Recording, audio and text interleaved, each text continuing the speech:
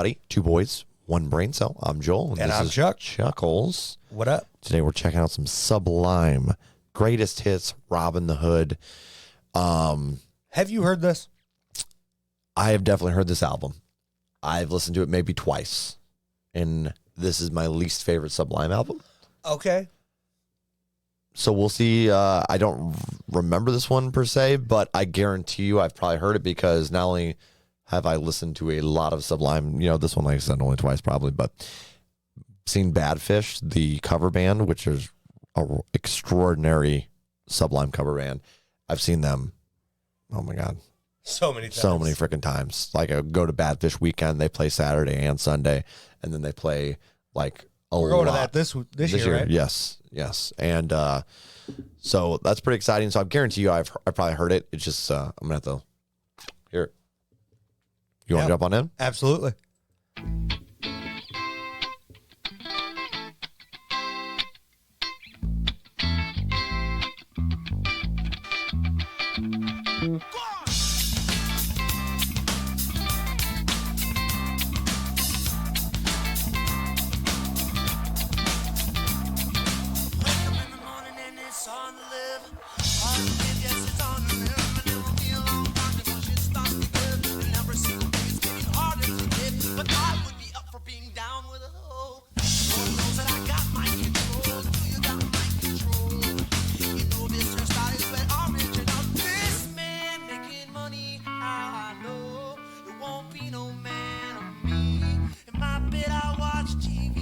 Drunk by noon, but that's okay.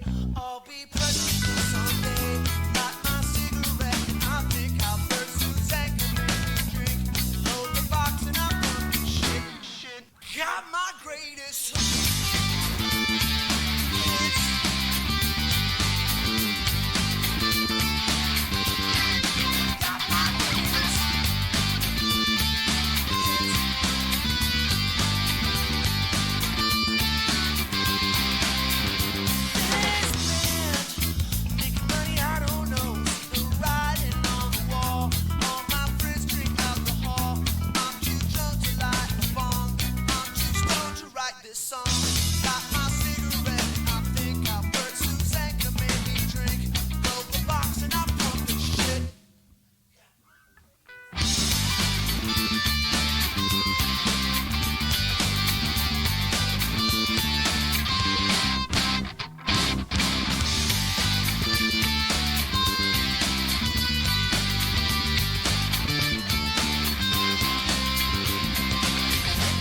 Got my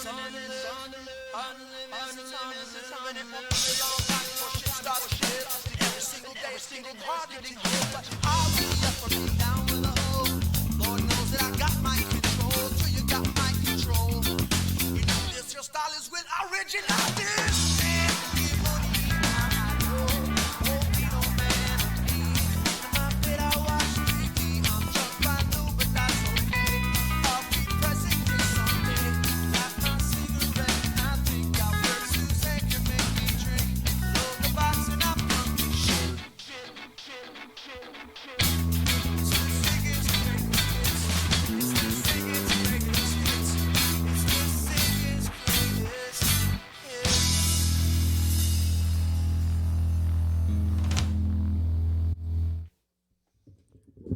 Okay.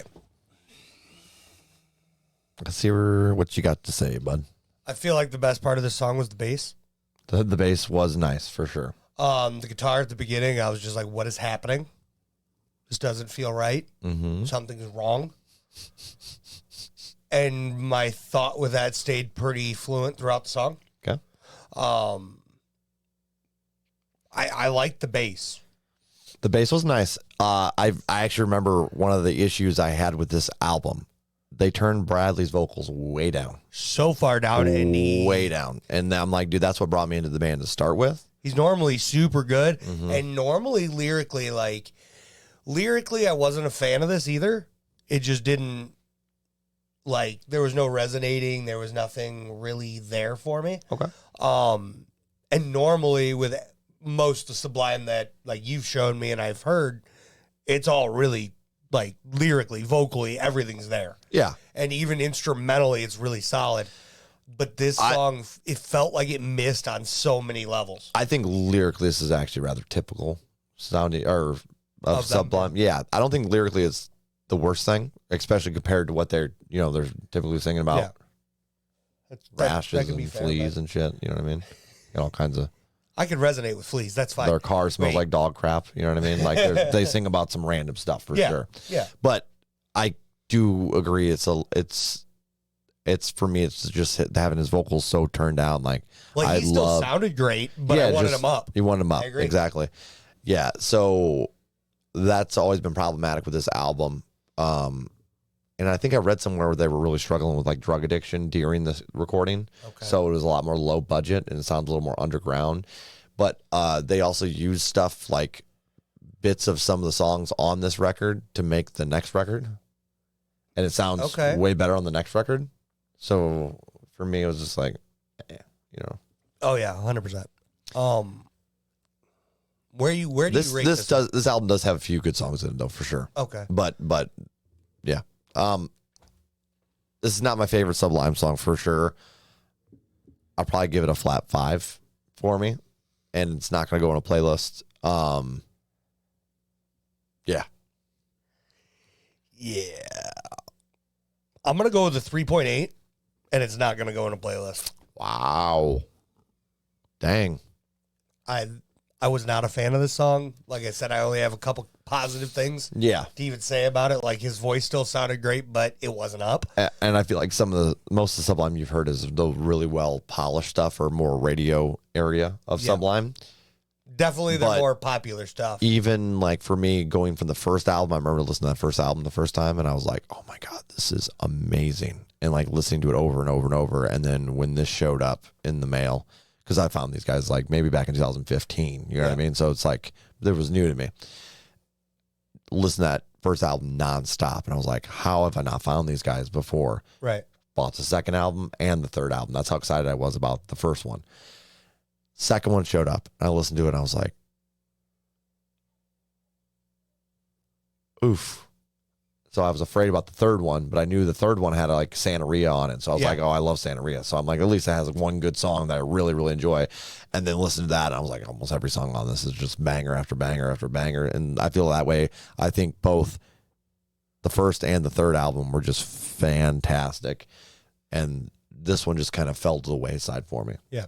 Now, I haven't checked out. They have a bunch of other like releases where they had like some, random songs on it that were never released and stuff. I've never really checked out any of those, to be 100% with you. Right. But I mean, I've checked out all of the 3 Sublime albums and the Sublime with Rome albums as well, which are really controversial for people. Why? People do not like Sublime with Rome for some reason. Okay. I like it, but I consider it not Sublime, if that makes sense. I mean, it's different. It's 100% different. There's one guy I think now that's in the band that from the original band. They should have just renamed it, and they would have been so much better instead of trying to ride the Sublime glory. Yeah. I get it because it's like you worked really hard to form a band.